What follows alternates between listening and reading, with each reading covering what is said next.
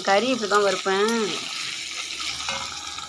First கொஞ்சோண்டு எண்ணெயை ஊற்றி கறியை போட்டு சத்த வதக்கணும். வதங்கினதும் மஞ்சத்தூள், மிளகாத்தூள், உப்பு,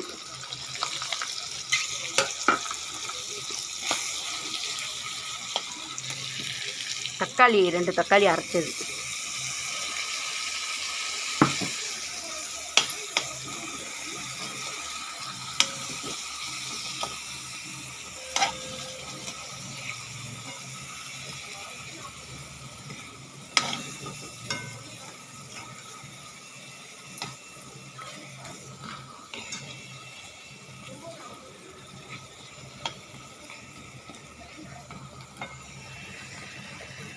கருவேப்பிலை, கொத்தமல்லி.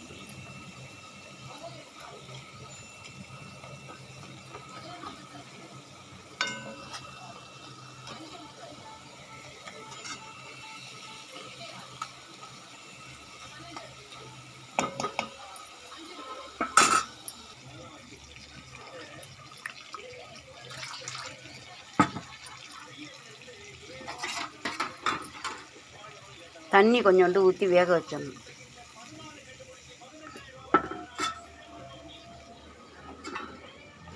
இது எல்லாமே நான் வீட்டில் அரைச்ச தூள் தான், கடையில் எதுவுமே நான் வாங்க மாட்டேன். ஜீரகம்லாம் வறுத்து வச்சுக்குவேன். ஆனால் இதெல்லாம் இன்றைக்கி போடலை.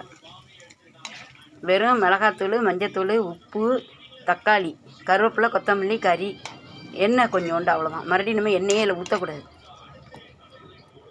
நல்லா வறுத்ததும் காமிக்கிறேன் பாருங்கள்.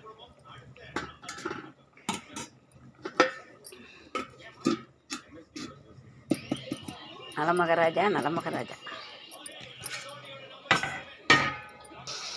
எண்ணெயே ஊற்றலை, அந்த தண்ணியிலே வெந்து போய் அந்த கறியில் இருக்கிற கொழுப்பு உருகி எண்ணெய் சத்து அப்படியே இறங்கிருக்கு பாருங்கள். லைட்டாக தூண்டு எண்ணெய் தான் ஊற்றணும். நீங்கள் இது மாதிரி செஞ்சு சாப்பிட்டு பாருங்கள். வெங்காயம்லாம் போட்டால் அது மாதிரி இனிச்சு கிடக்கும். நல்லா சோத்தில் போட்டு பரட்டி சாப்பிடணும்.